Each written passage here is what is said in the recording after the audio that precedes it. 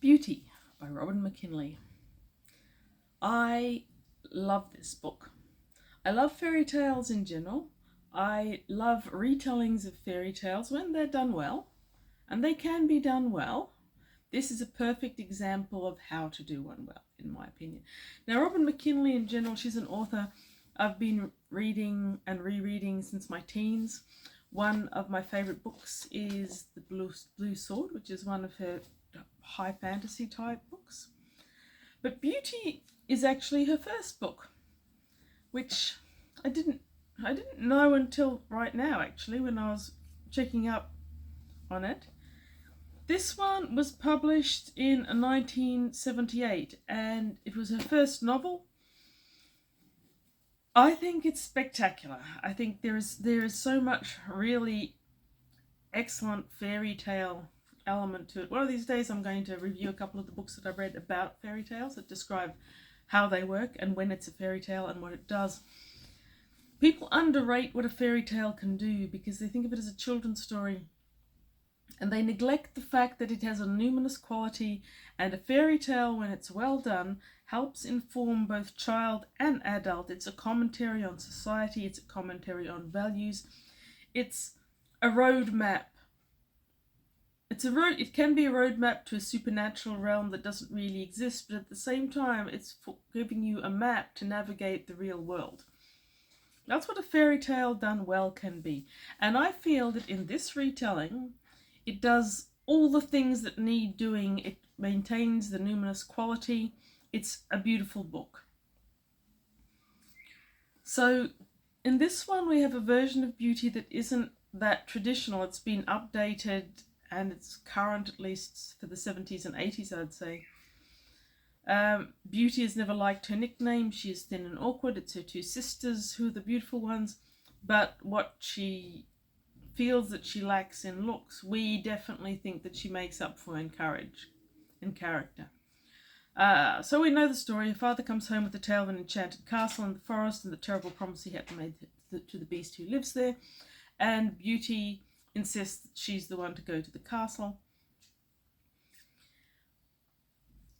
I know that this is a story that's come in for a lot of criticism. Modern criticism on modern outlooks about how people should behave and what they should do and what they should feel. But if you stop reading it as a real story, which it isn't, and you start reading it as a fairy tale, it's a wonderful book. And this particular retelling I'd read a long time ago. In 2022 I accidentally came across this second-hand copy and I was delighted. I read it. It was as charming as I remembered, and that doesn't always happen, so I was pretty happy. It manages to bring that full fairy tale feel. If you know what an umami flavour is, there's some stories that have an umami flavour to them when you're reading them, and a good fairy tale has that, and this book has that too.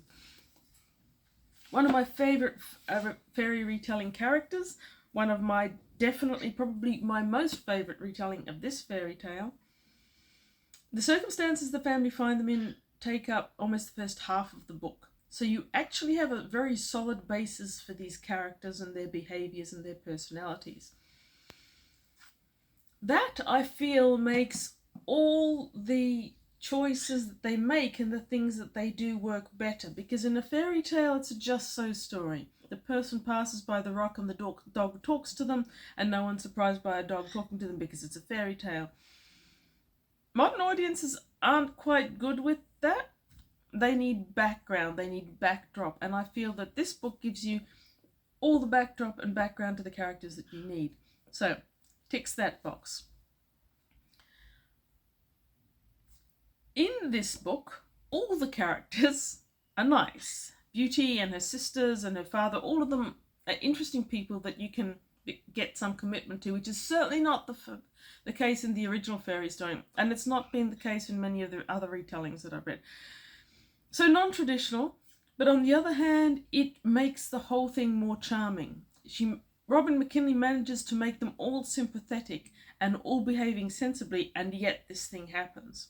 Very well done. There's so much about it that's good. I love this description of the castle.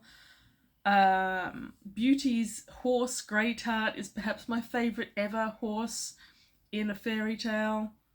Oh, the horse and his boy springs to mind. No, I'm going to go with Greatheart. Greatheart's great. In this description of the castle, when Beauty has all the invisible handmaids who dress her, and slowly she realizes that they're real people. At first she can't see them, she can't hear them, it's scary. Someone's taking off your clothes. The bare air taking off your clothes. That's scary, right? In this book, as Beauty becomes acclimatized to the place, she slowly starts to hear voices, and she slowly realizes that the voices are actually of the lady maids, and she slowly starts to realize that these are real characters and real people saying real things, and to tell them apart even without seeing them.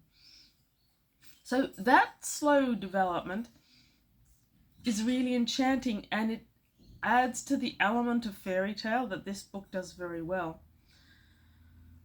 So lots of people don't like the fact that she fell in love with her captor. We won't go into the Stockholm syndrome question, whether it's real or whether it isn't, and we won't go into how it applies to here. I know people do that.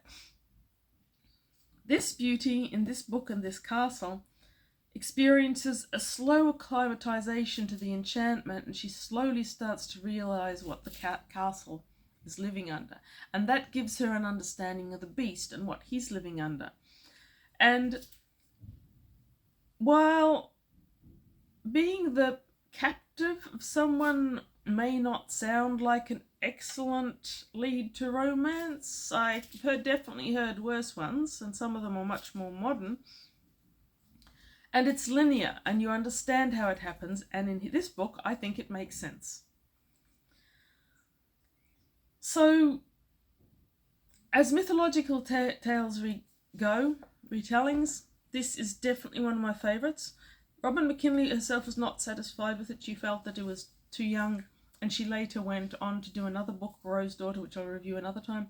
That's a much more mature work. It might suit people who want more modern characters and a more modern setting, but I feel that this book, Beauty, actually captures myth and fairy tale a lot better than Rose Daughter does. I love both books, but having finished this book, I every time want more. And the worst thing I could possibly do is put this one down, go straight on to Rose Daughter, because every time I do that, I'm disappointed.